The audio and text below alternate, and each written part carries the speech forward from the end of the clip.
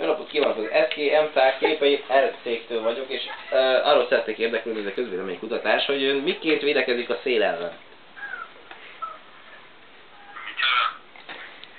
Szél ellen védekezésről még nem hallott, uram?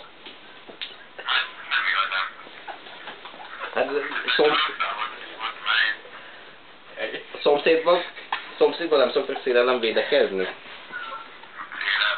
Szél ellen? Hát de én ezt nem értem, hát ez az ország erről híres. Hát de most nem szokott védekezni a szél... Uram, nem figyeljen, ez egy közvéleménykutatás.